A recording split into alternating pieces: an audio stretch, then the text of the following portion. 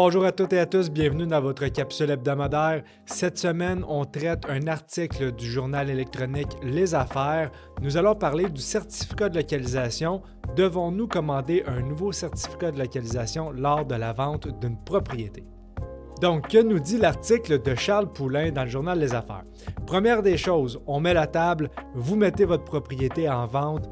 Effectivement, de devoir payer pour un nouveau certificat de localisation, c'est pas plaisant, vous avez déjà assez de frais lorsque vous vendez une propriété. Ça, c'est clair. Par la suite, ce que Charles Poulain nous mentionne dans l'article, c'est lorsqu'on parle avec l'Ordre des arpenteurs géomètres du Québec. Il n'existe pas de date d'expiration d'un certificat de localisation. Donc, ça, c'est les faits.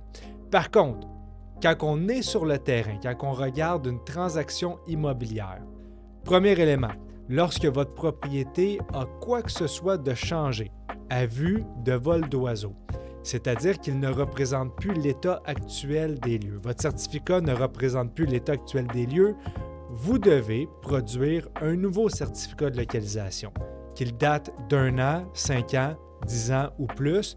Il ne représente plus l'état des lieux, vous devez en payer un nouveau. Est-ce que ça veut dire que si votre certificat de localisation décrit l'état actuel des lieux, mais qu'il a plus de 10 ans, est-ce que ça veut dire que vous n'avez pas à en commander de nouveau parce que l'Ordre des arpenteurs géomètres mentionne qu'il n'a pas de date d'expiration? La réponse, encore une fois, c'est non. Vous devez en commander un nouveau et je m'explique. C'est que l'Ordre des notaires exige à leur notaire qu'un certificat de localisation ne doit pas dépasser 10 ans. Par la suite, si nous regardons du côté des institutions bancaires, c'est le même principe.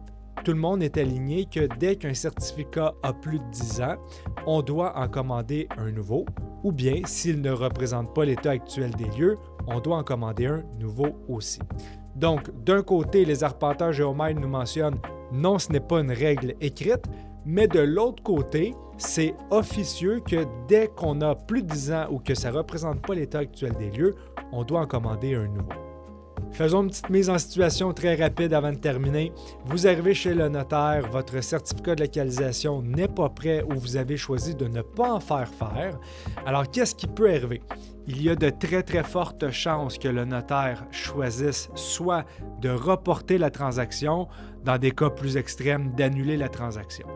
Lorsque vous allez recevoir le nouveau certificat de localisation, si la transaction a déjà eu lieu, l'acheteur pourrait vous poursuivre s'il y a des éléments qu'il ne connaissait pas et qui s'adressent à la propriété et qui sont vus par le certificat de localisation.